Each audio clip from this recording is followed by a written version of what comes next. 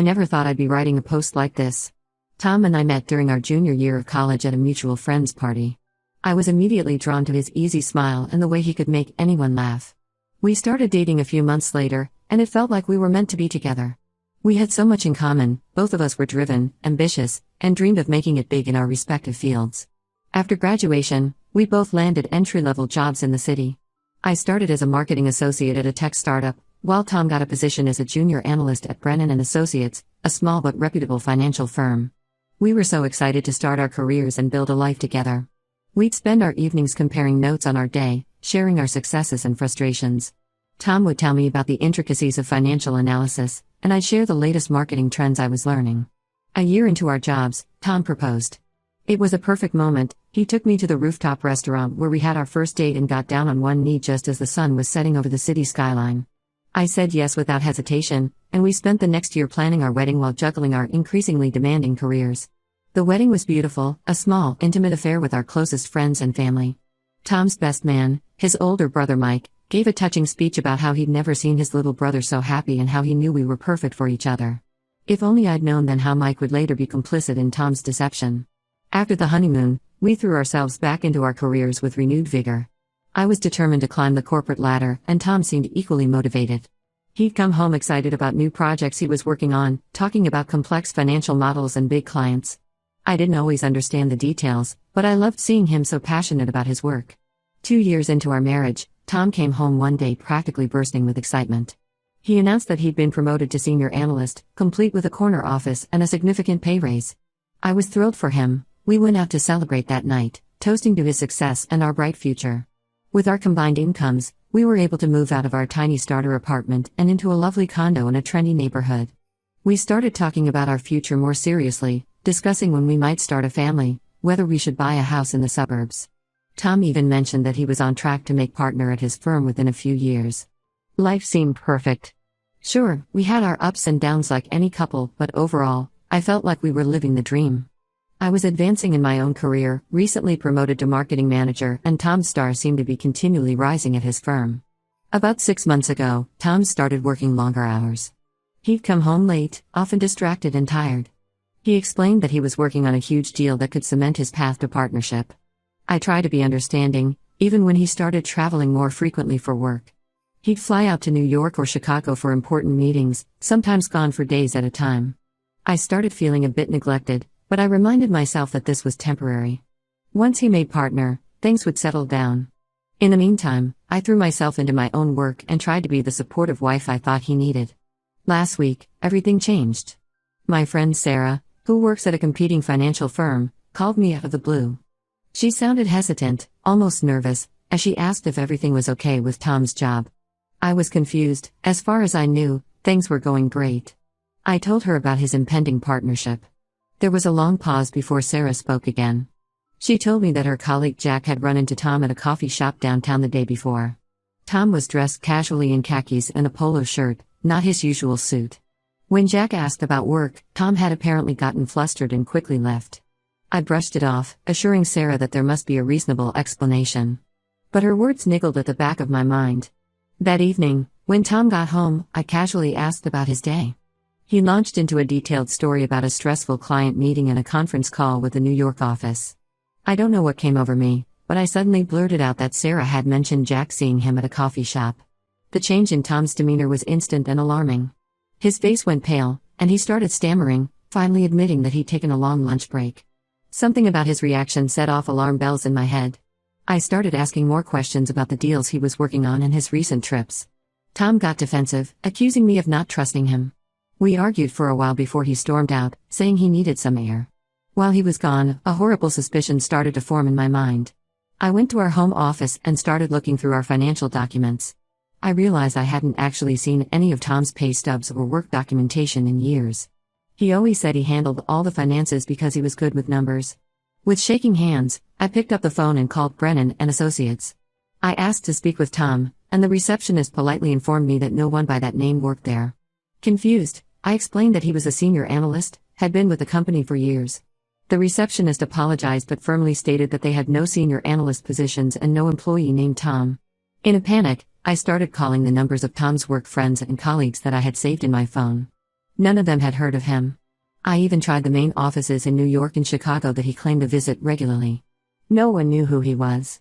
By the time Tom came home late that night, I was sitting in our dark living room, surrounded by papers, my mind reeling. I confronted him with what I'd learned. For a moment, he tried to deny it, but then he broke down crying. The truth, when it finally came out, was devastating. Tom had been fired from Brennan and Associates 3 years ago. He'd made a serious error in a financial model that cost the company a major client. Instead of telling me, he'd been too ashamed. He pretended everything was fine, getting a low-paying data entry job at a small local business, but telling me he was still at the financial firm. All the stories about deals and promotions were lies. The business trips were fiction. He'd stay with his brother Mike in another city to keep up the ruse. Mike had reluctantly agreed to cover for him, thinking it would just be temporary until Tom found a new job. I was in complete shock. Our whole life together for the past 3 years had been based on lies. All our plans for the future were built on a fantasy. I couldn't believe the man I loved and trusted completely had deceived me for so long. Tom begged me to forgive him. He said he'd been scared to tell me the truth at first, and then the lie just kept growing. He promised to come clean about everything and said we could work through this together. I told him I needed time to process everything. I packed a bag and went to stay with my sister. I'm completely lost and don't know what to do. How can I ever trust him again? Should I give him another chance, or is this betrayal too big to overcome? The life I thought I had has crumbled around me, and I'm left wondering if anything was ever real. Update: when it's been about a month since my world turned upside down, and I'm still reeling from the aftershocks of Tom's deception. I'm staying at my sister's place, trying to make sense of the past few years of my life and figure out where to go from here. After my initial post, I decided to do a deep dive into our finances. What I discovered was even more horrifying than I could have imagined.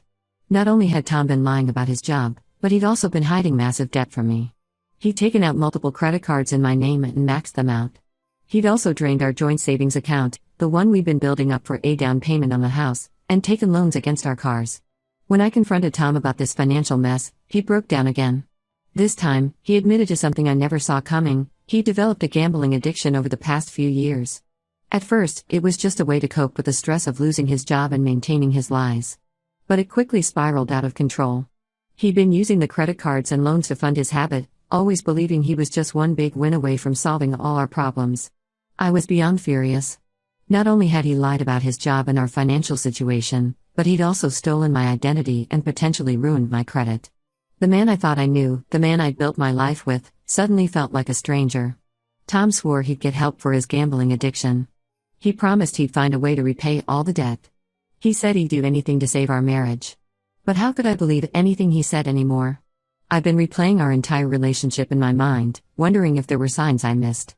Were there moments when I should have realized something was off? I remember times when Tom seemed stressed or distant, but I always attributed it to work pressure. Now I wonder if those were moments when the weight of his lies was particularly heavy. My sister has been my rock through all of this. She's let me cry on her shoulder, listened to me rant and rave, and helped me start to pick up the pieces of my life. She's also been gently pushing me to think about my future and what I want to do next. I hired a lawyer to help me understand my options. The revelation about the fraudulent credit cards opened up a whole new can of worms. My lawyer advised me that I might need to file a police report about the identity theft to protect myself financially. The thought of potentially pressing charges against my own husband makes me sick to my stomach, but I know I need to protect myself. Tom's family has been calling and texting nonstop since I left. His parents are begging me to give him another chance, saying that addiction is a disease and I should stand by my husband. His brother Mike called to apologize for his role in the deception, saying he never imagined it would go on for so long or spiral so out of control. I understand that addiction is a serious issue, and part of me feels guilty for not realizing Tom was struggling. But they don't seem to understand the depth of his deception and the damage he's done. This wasn't just a momentary lapse in judgment, it was years of calculated lies that have left me questioning everything about our relationship. Some days, I feel strong and determined to move forward on my own. Other days, I find myself looking at old photos of Tom and me, remembering the good times we shared, and wondering if there's any way to salvage our relationship. Then I remind myself of all the lies, and I feel angry and betrayed all over again. I'm trying to focus on practical steps forward. I've frozen my credit, set up fraud alerts, and am working with the credit card companies to dispute the fraudulent charges. It's a long and frustrating process, but it feels good to be taking action.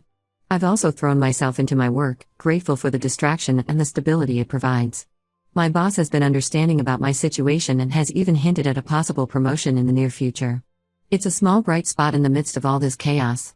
As for Tom, he's been alternating between desperate pleas for forgiveness and angry outbursts. Last week, he showed up at my sister's house unannounced, crying and begging me to come home. When I refused to speak to him, he camped out on the front lawn for 2 days before my sister finally called the police to remove him. I'm trying to limit my contact with him to discussions about practical matters through our lawyers. Every time I see him or hear his voice, it sends me into an emotional tailspin.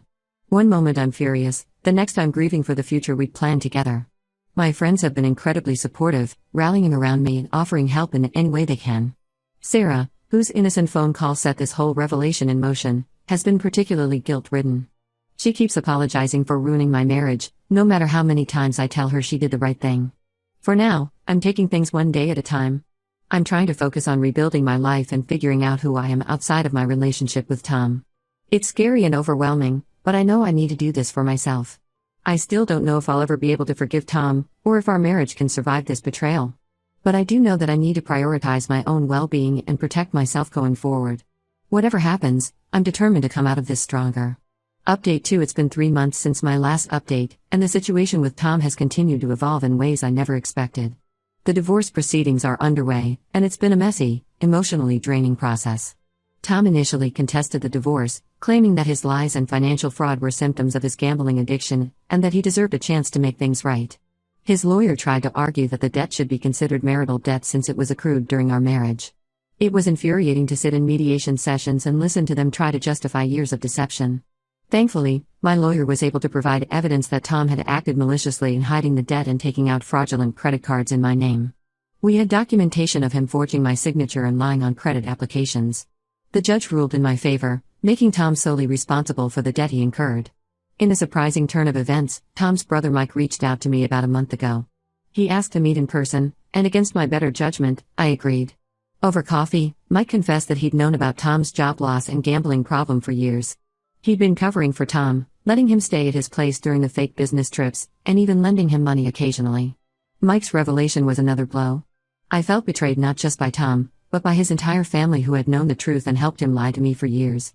Mike tried to explain that he believed he was helping Tom get back on his feet, that he never imagined the deception would go on for so long. He said he tried to convince Tom to come clean many times but always gave in when Tom begged him not to say anything.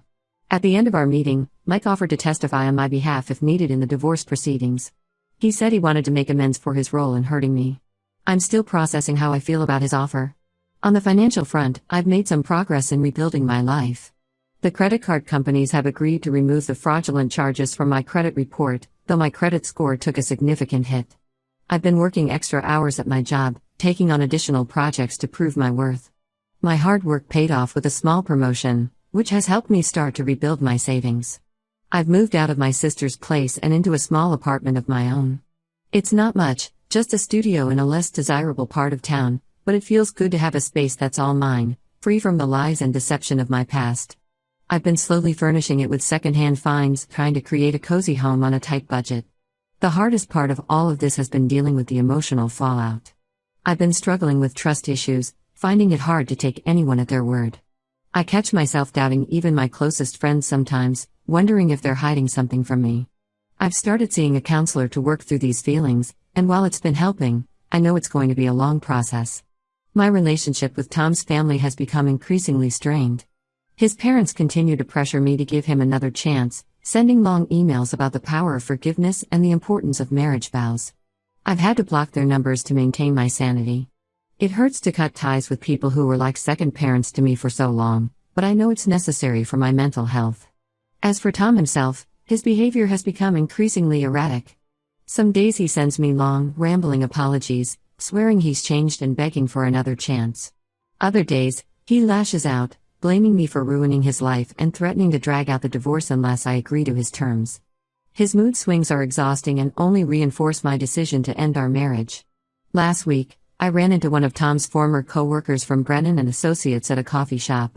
She recognized me and awkwardly asked how Tom was doing. When I explained that we were divorcing, she seemed uncomfortable and quickly made an excuse to leave. It made me wonder how much his old colleagues knew about his firing and whether anyone had ever considered telling me the truth. Despite all the chaos and heartbreak, there have been moments of growth and even joy over the past few months. I've reconnected with old friends I'd lost touch with during my marriage. I've started taking a photography class at the local community center, rediscovering a passion I'd put aside years ago. It's a small thing, but capturing moments of beauty in the world around me has been surprisingly healing. My sister suggested I join a support group for people dealing with divorce, and while I was skeptical at first, it's been incredibly helpful. Hearing other people's stories and sharing my own has made me feel less alone in this struggle. It's also given me perspective. As terrible as my situation is, I'm grateful that Tom and I didn't have children to complicate things further. For now, I'm taking things one day at a time. Some days are harder than others, but I'm slowly starting to see a future for myself beyond this mess. I'm not ready to think about dating or new relationships yet, but I'm no longer spending every night crying over old photos and wondering what might have been. The divorce proceedings are ongoing, and there's still a lot to be settled. But I'm hopeful that soon, this painful chapter of my life will be behind me, and I can start fresh. Update 3. It's been 6 months since my last update, and I'm relieved to say that the divorce is finally finalized. The past half year has been a roller coaster of emotions and legal battles, but it's over at last. In the end, the judge ruled entirely in my favor. Tom is responsible for all the debt he incurred, including the fraudulent credit cards. He's also been ordered to pay me a significant sum in damages for the financial and emotional distress he caused. I'm not holding my breath on or seeing that money, but the ruling itself feels like vindication. Tom didn't take the ruling well. He had a breakdown in the courtroom, shouting that I was ruining his life and that he'd never be able to repay the money. The judge had to threaten him with contempt of court before he calmed down. It was a surreal and honestly frightening moment, seeing this man I once loved become a stranger before my eyes. The day after the hearing, Tom's brother Mike called me. He sounded worried and upset as he told me that Tom had disappeared. Apparently, Tom had fled town the night before the final hearing, leaving only a cryptic note saying he couldn't face the consequences of his actions. Mike had already contacted the police, as skipping town violates the terms of Tom's bail for the identity theft charges. I'm still processing how I feel about Tom's disappearance. Part of me is angry that he's once again running from his responsibilities. Another part feels an odd sense of relief that I won't have to see him or deal with his emotional outbursts anymore. Mostly, I just feel sad for the man I thought I knew and the life we might have had if things had been different. As for me, I'm slowly but surely putting my life back together. My credit score is gradually improving, and I've managed to save up a decent emergency fund. The promotion I mentioned in my last update has opened up new opportunities at work, and I'm excited about the direction my career is taking. I've kept up with my photography class and have even started selling some of my prints at local craft fairs. It's not much money, but the creative outlet has been invaluable for my mental health. I'm thinking about starting a blog to share my photos and maybe write about my experiences, not just the divorce, but my journey of rediscovering myself. The support group I joined has become an important part of my life. I've made some good friends there, people who understand what I'm going through in a way that even my closest friends and family can't. We meet for coffee outside of the official meetings sometimes, and it's nice to have a group of people I can be completely honest with about my feelings. I'm not ready to date yet, but I'm starting to feel hopeful about the future again. This experience has taught me a lot about resilience and self-reliance.